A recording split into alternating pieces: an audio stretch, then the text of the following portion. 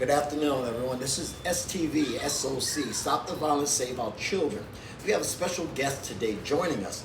One of my colleagues, I could say. His name is Dominic. I'm going to have him introduce himself to you guys. Dom, please tell us a little something about yourself today. My name is Dr. Cuomo, originally from the Bronx. I got moved down to Florida. Let me put that in. I moved down to Florida in '72. I've been here for the last 52 years. I was out and about for 20 years as far as my alcohol and drug addiction go.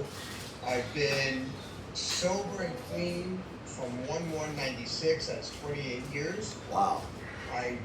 Thank you. I went and I got a bachelor's from the University of Nebraska, Kearney, and this August I will be starting my master's degree at the University of Nebraska, Omaha. Oh, nice. Congratulations.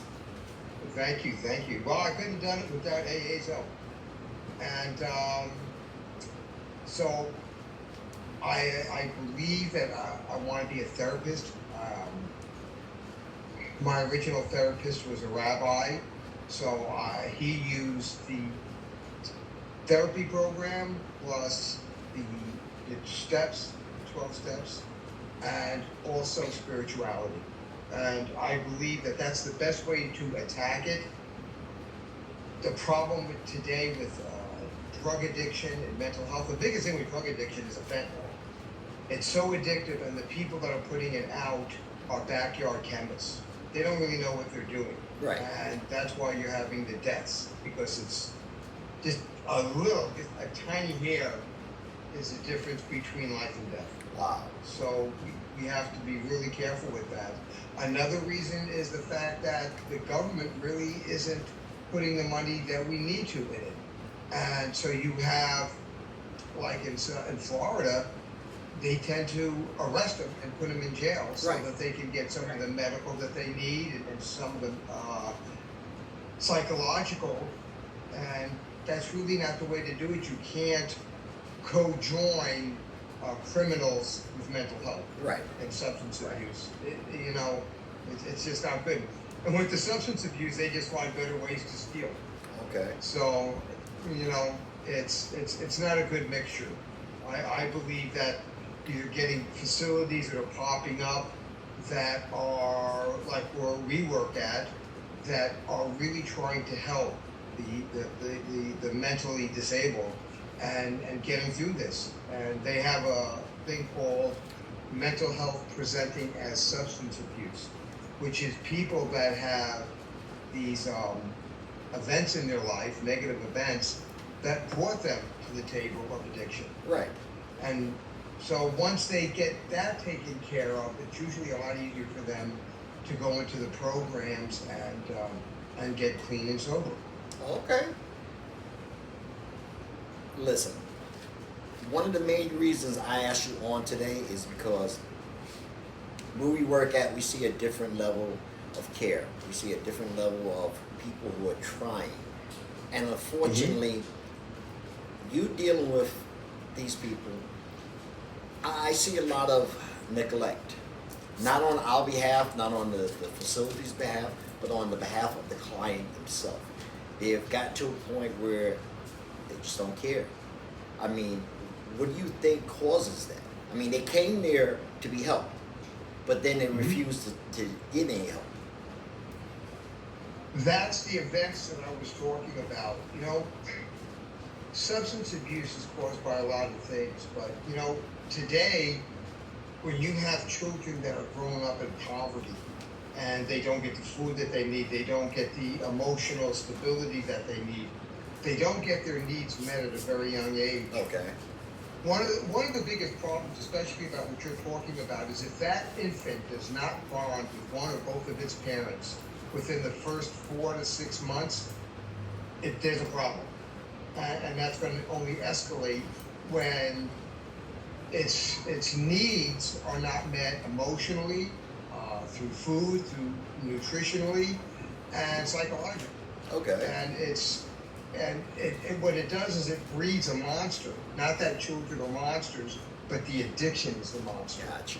And So what happens is that the children don't get the nutritional value, what they need, and so their body doesn't grow the way a child's body will grow if they get the proper food. Okay. And later in life, what happens is that they have medical problems that will follow them till the end of their lives. Diabetes, neuropathy, all these things will affect them. Right. They don't get emotionally. So they, instead of believing that they're good people, good children, they might be told, you know, you're a piece of junk, you're this, you're that. Right. And that stays with them. And that's a big reason that you see, well, you know, I come here for help, but, you know, I don't want to look into all this abuse that I've experienced in my life, because they don't have anything that they can use to guide them through it. When an alcoholic goes to an AA meeting, we give them the steps. So they come in and out until they get enough of information to keep them on their feet by themselves. Right. And then they can start actually working on the steps. In mental health, if you have these people that come in, and they're there right now, I've seen a few of them, and it's not that they don't want the help, it's coping with the issues that brought them to where they're at. They don't have the tools to get them through that. So you think that's the reason they can't find themselves? Because they, honestly, truthfully, they look like lost children. They are.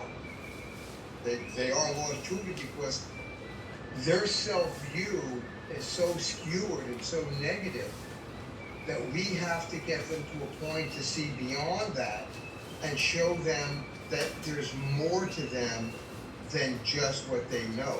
Okay. And it's breaking down those barriers that they keep up because they're surviving. All they know is survival.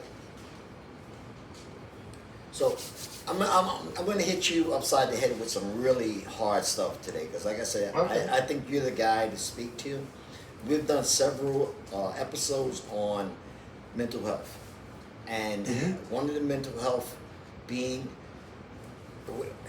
we've been seeing an outbreak. That's the only thing you can call it, an outbreak. Damn near a pandemic, because it's become to a point within the last 6 months of this year, so this year just begun, and we're in the first month of the 6th month of the year. I've seen so many cases of murder-suicide. Fathers killing their children, killing the wife, and then killing themselves. I've read stories of this mother who literally did a video making her 3-year-old child tell the father goodbye, and then shoot the baby in the back of the head and kill it, and then kill herself. What do you think drives a person mentally, whatever it is, what, asking you, a professional, causes a person to go that deep off the end? I believe that when you have situations like that, you have people that get into relationships and what they're looking for is what the child inside them is looking for. This is all inner child work, and or a lot of it. I shouldn't say it all is, but a lot of it could be inner child work where emotionally they were abused, they might have been physically abused, they might have been sexually abused. So as they grow up, their view is negative in all of these stages of their life. And they don't know how to form a relationship with themselves. So when they look for validation, they don't look for it inside where healthy people look for it. They look for it outside. And they'll bring anybody in that will give them that validation. Right. So what they wind up having is people validating them that are extremely negative and probably just like the people that made them the way they were, their parents, or maybe an aunt or uncle, but whoever abused them when they were being abused. Wow. On that note, as we were speaking earlier, we're going to kind of do a little quick intermission, and we're going to pick it right back up. So just hold that, because I got some really great questions for you. Just give me 1 second. We'll be right back. Thank you. Kim?